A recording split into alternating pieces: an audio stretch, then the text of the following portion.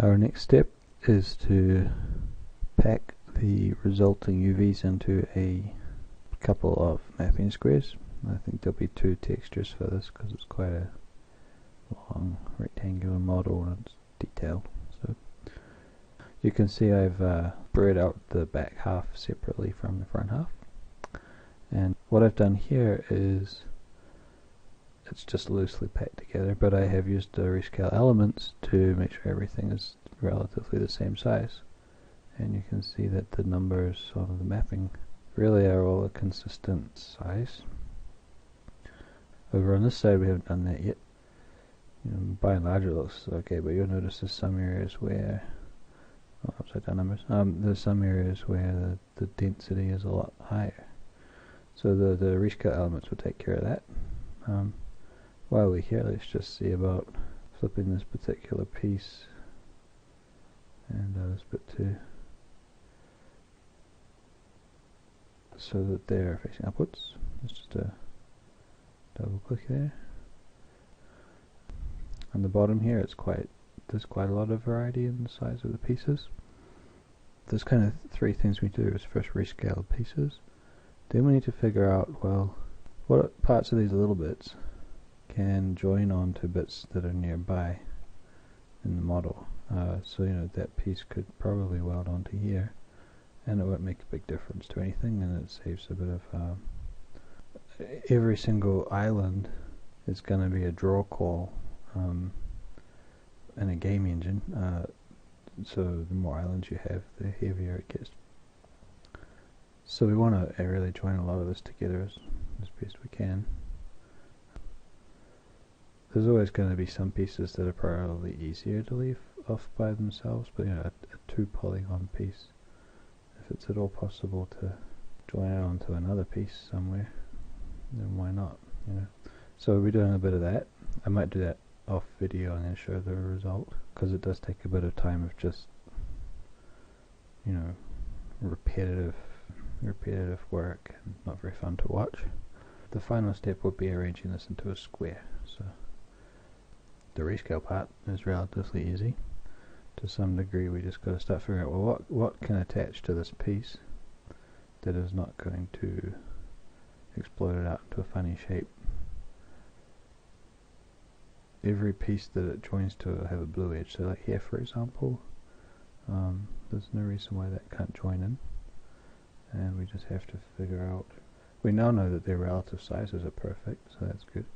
We just have to find out which vertex is being used there. Turn off select element, grab a vertex, and check that the one it joins to is nearby is blue, and then we just overlap them. In my editor, I'm having some difficulties just using weld. Like, I should be able to really just grab that and go weld, but it ain't working, and I think it's something to do with scene scale or something like that. Like the distance here is outside of its basic threshold, so I'm using target weld all the time, which is a little slower than we would normally have to worry about. Okay, so basically I'll be going back and forward, grabbing that piece in polygon mode, finding a bit that it joins to. But here, for example, just wondering, is that a good join? Is that a good join? Where does it join? So if the join is like this, where there's a gap here, that will probably be okay. This piece is like the interior of that part, so it could go up there, but it doesn't really, the way we've split it doesn't really let it fit in there. Grab that again, keep looking. Oh, here we go. Here's the other side of that part. You'll see it's not quite scaled right. It's kind of strange, it should be. I suppose what we could do is grab these pieces and just go relative scale for those bits. Seems to think that should be smaller, but it has to, the edges have to meet basically. So then, is that going to work, and we want that to be that one or that one? I got this one because it matches the other side. It's the wrong end, so probably this guy here is the one that joins onto that. So flip it. Let's just do a little bit more of scale.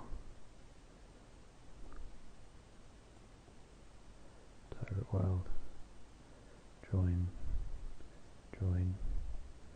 Okay, I'm going to leave that bit floating. Just shove it in there.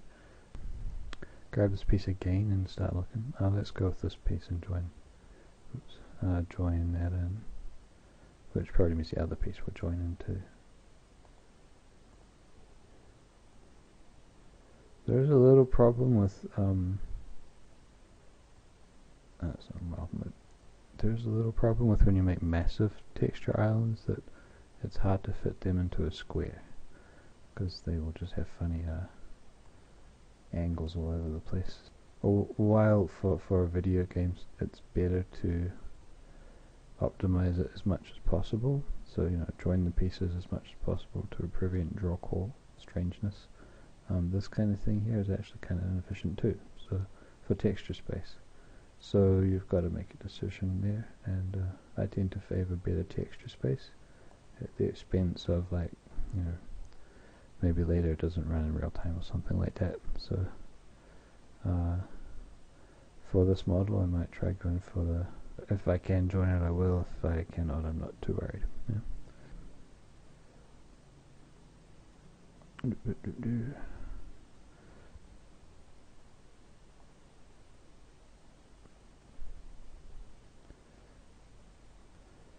I'm getting lost. There we go. I don't really know if it matters that this is straightened out or not, but we'll give it a shot.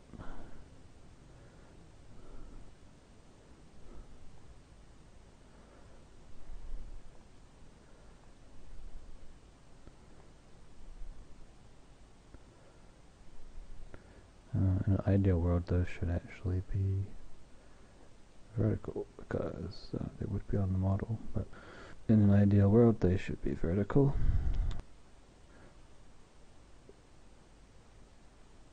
This looks like it wants to go up there.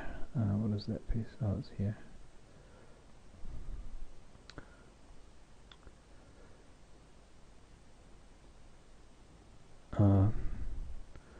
Sorry if I sound even more laconic than usual. I've just been walking the dogs for a long time, and I'm tired. I was going to talk about some of the non-technical factors of UV mapping and so on. You might have noticed that this model is taking a while. If you're in a rush or you feel the need to get things done fast, then this process can be quite frustrating emotionally. Quite often it's good to just take a break. When I'm doing these videos, I'm doing them for fun, really. I find that I can think a little more concentrated, but I do it a lot faster if I'm not talking and thinking what to say as well as thinking what to do.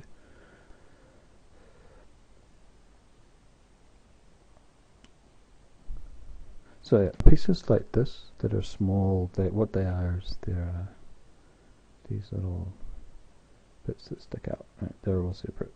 It's best to think of UV mapping as a kind of jigsaw puzzle, like a game rather than a workload, because you may find that pushing the pieces around you come up with multiple options, and it's something of a there's no win situation, because you could always optimize it further. It's a matter of, like, how much time do you have? Is it sufficient for the texture artist to paint into the polygon area? Are there glitches? If there's not, then that's a good thing. And things like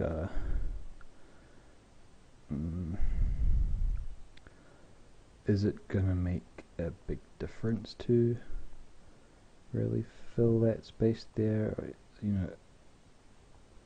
if you can see it, then it's great. But if you're getting the job done good enough, and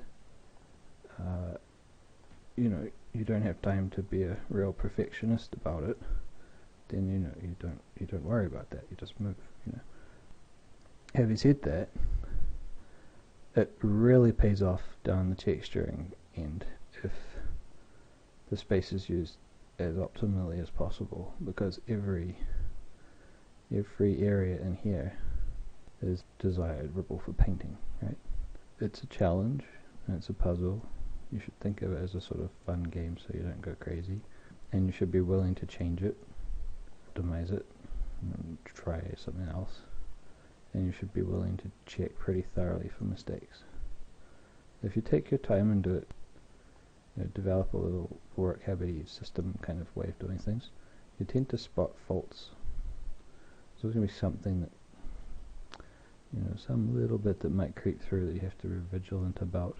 Good practice and all that will pay off.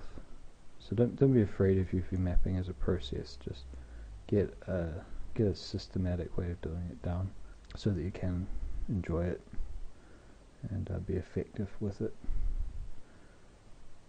And this bit here is not going to really join in. It should look like it would, but it's kind of a complicated part.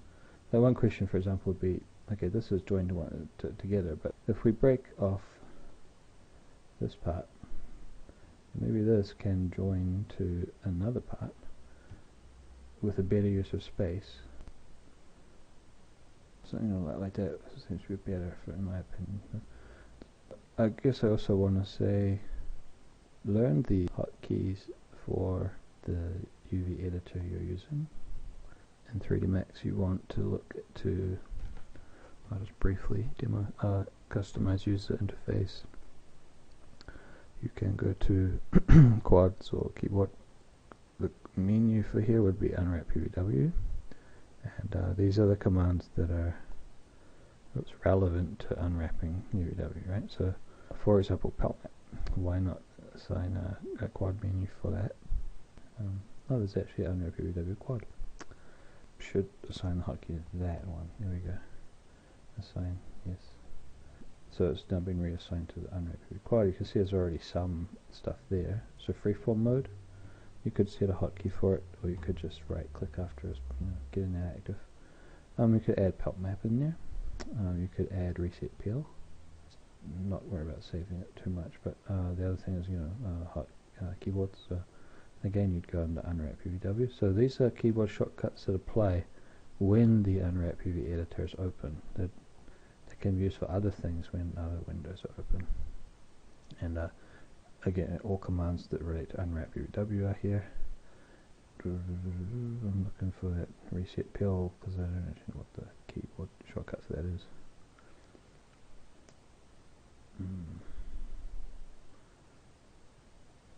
Possibly that one, but again, you'd have to do a little bit of experimenting. So those are line tools, for example, that we were looking at before. Those would be good to shortcut key because it's annoying to go up to there and back again. Okay, so it's all under command, customize user interface. Under customize. Alright, let's just keep this all moving along.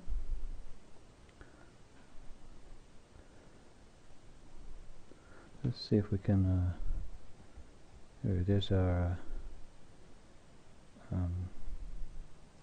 there's the palette map that we added into the contextual menu or quad box for the Unwrap UV editor, right? So Control-Shift-UI set to open that up. It's all there. Alright, so moving back to here.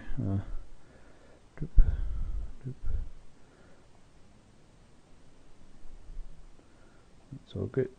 Alright, I'll probably stop this video now and keep working through this pieces to join problem, and then in the next video we should probably show the final stage of just packing it into a texture area.